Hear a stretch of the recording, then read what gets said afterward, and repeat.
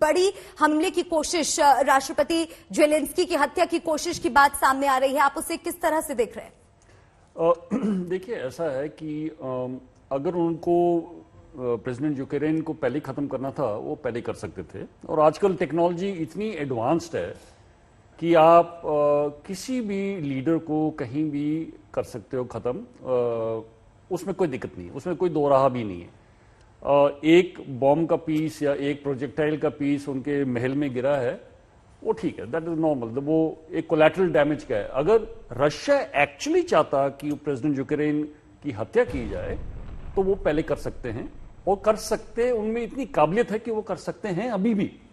परंतु क्या वो एम रशिया का वो है या नहीं है, वो आगे वाले दिन आपको बताएंगे। बिल्कुल। और रिटायर्ड कर्नल शिवदान सिंह भी हमारे साथ जुड़े हुए हैं। सर, आपसे भी इसी बड़ी खबर पर रिएक्शन चाहूंगी। जैसा कि सर ने कहा कि अगर ऐसी मंशा रूस की होती तो अब तक वो ऐसा करने में कामयाब रह चुके होते, लेकिन लगातार यूक्रेन दावे कर रहा है कि ज़ेलेंस्की की हत्या की कोशिश हो रही है और रूस इन सभी दावों को नकार रहा है। आप इसे कैसे देख रहे हैं सर? देखिए, इस युद्ध को चलाने में केवल ज़ेलेंस्की जिम्मेदार है।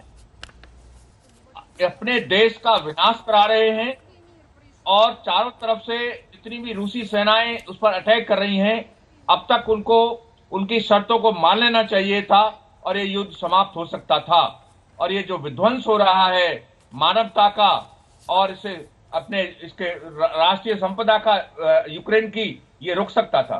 परंतु इसीलिए रूसी सेना ने, हो सकता है कि इनको डराने के लिए और इनको नेगोशिएटिंग टेबल पे प्रॉपरली लाने के लिए और उनकी शर्तों को मानने के लिए, इन्हें डराने के लिए इस तरह का कोई किया होगा। अदरवाइज जैसा कि जनरल साहब ने कहा है, इनको निशाना बना के टारगेट करके इनको मारना बहुत आसान है रूसी सेना के लिए, इतनी टेक्नोलॉजी एडवांस हो चुकी है। इस पर मैं यही कहूंगा कि ज़ेलेंस्की को जितनी जल्दी अवेयरनेस आएगी, कल नेटो देशों ने क्लियर साफ कर दिया है कि हमारी सेना यूक्रेन में युद्ध नहीं करने नहीं जाएगी, जो कोई ने तीसरे विश्व युद्ध की इसे आहट लग रही है। तो इसलिए जब पूरी चीजें साफ हो गई उनके सामने और वो रूसी सेना के साथ स्टैंड नहीं कर सकते, तो अपने देश का क्यों विध्वंस करा रहे हैं? वो उन्हें स्टेट वे सरेंडर करना चाहिए और रूसी शर्तों को मान करके शांति फैलानी चाहिए। राजेश जी, आप सरेंडर करने की बात पर क्या कहेंगे? क्योंकि नेटो से जिस तरह का समर्थन यूक्रेन एक्सपेक्ट कर रहा था, उस तरह का समर्थन नहीं मिल रहा है और एक बार फिर आज उन्होंने नाराजगी नेटो के खिलाफ जाहिर की है, क्योंकि नो फ्लाई जोन घोषित करने की भी मांग वो कर रहे थे, जिसके लिए मना कर दिया है नेटो ने। देखिए, ऐसा है कि ये मेरे विचार से यूक्रेन को उकसाया जा रहा है नेटो से या वेस्टर्न नेशन से या अमेरिका से। डिवास्टेशन, लड़ाई झगड़ा कहां हो रहा है? यूक्रेन को छोड़कर किसी और यूरोपीय देश में लड़ाई झगड़ा हो रहा है क्या? रशिया की एक भी बुलेट नेटो कंट्रीज में गई? आंसर है नहीं। तो क्या हो रहा है कि ये उकसा रहे हैं यूक्रेन के प्रेसिडेंट को, और यूक्रेन का प्रेसिडेंट जो है वो उल्टे सीधे काम मेरे विचार से कर रहे हैं।